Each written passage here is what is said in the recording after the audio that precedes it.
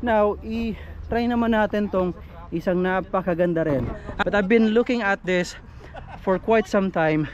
Nakita ko na to online, nakakita na ako ng mga videos, and I got very excited. So sabi ko sa kanila, when we get to China, dapat mapakinggan natin to, dapat matry natin tong motor na to. So tatry natin to guys. Ang ganda. This is inline 4, got winglet na orange dito. I'm just not sure kung magiging available tong color na to. Okay, and combination of gray and orange, inline 4 just like I said. Yan, quickly lang, because I'm about to test it in a bit. Okay, and ang ganda guys, ang ganda. Okay, even from afar, oh, kitang kita nyo naman.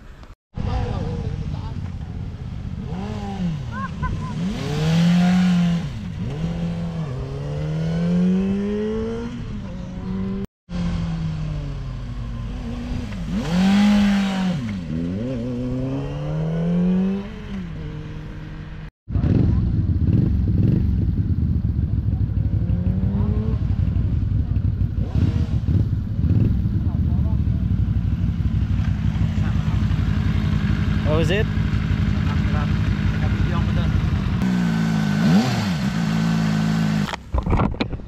Ayun guys, unang-una maganda ang itsura kaagad. Yan ang isang syempre kapansin-pansin.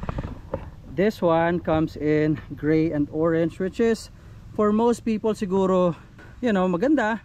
Pwedeng yung sa iba mas gusto yung mga darker na kulay because of this kind of bike. Normally dark ang gusto ng mga tao sa ganito. Okay, but for the performance guys at mga kaaro, ibang klase din to guys, no? This is a 4-cylinder, so kung kayo naghahanap ng may ingay, may angas na tunog ng isang bike, eto na yon, eto na yon. Now pagdating sa size, I would have to say for experienced riders, medyo maliit ito. Okay, medyo maliit ito in fact. Okay, sila stog. Yay! Sir Sack right there. Patayin natin to. Okay, so there. Okay, and inline 4 nga, it comes with these tires. Helios naman ito, 160 ang likod. Oh, there's tagalag yun, oh. Okay, and syempre yung tunog ibang klase. Okay, with its performance so far, kanina isang stretch ko ron, naka 100 tayo. Mahirap naman kasi bumagpak dito dahil hindi ganun kahaba yung stretch na yan. Yung haba na yan, paikot yan, oval ito eh. Okay, but for the curve, hindi ko pa masasabi, hindi ko pa kabisado yung motor eh. So hindi ko talaga siya dinidare na bigyan ng isang magandang kurbada. But you can feel in this kind of road, in this kind of surface, makapit siya, hindi siya bumibitaw. One thing na gustong gusto ko sa kanya is its braking system. Malakas to kahit na ito nakalagay ay J1 or Nissan pala ito, sorry. J1 is for the CU 625, but Nissan for this, and ang lakas ng kapit. Narsagalag, balita ko maganda raw yun. Okay, ang ganda guys, sobrang swabe rin itong motor na to.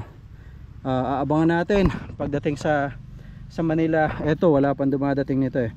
But so far, kung performance ang pagbabasihan guys, okay na ako dito. Solve na.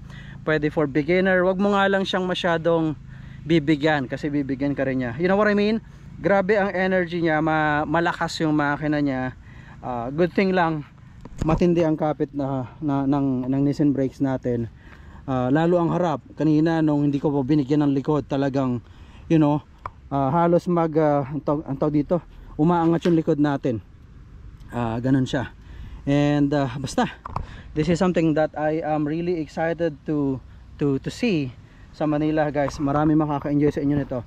Let's take a look at that once more. Ang ganda guys. At mga kaaro, this is again the Vogue RR 500S. Look at that. Ang ganda.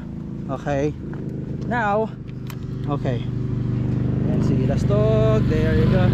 Okay, and i-on natin para marinig nyo once you turn it on, and makakambyo. So let's shift that into neutral. Dinig nyo yun. Inline 4 baby, inline 4.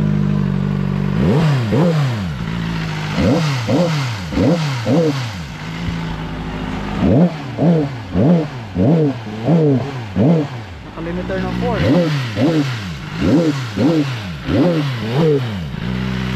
at that. Alright, so enjoy ko na muna to guys at mga kaaro, para mas maging worthwhile yung stay natin dito. Check tayo ng ibang motor. Let's go. Oh, yun oh! Oh, nip! Okay, yun ang isang exciting guys. That is the ATV. So let's go.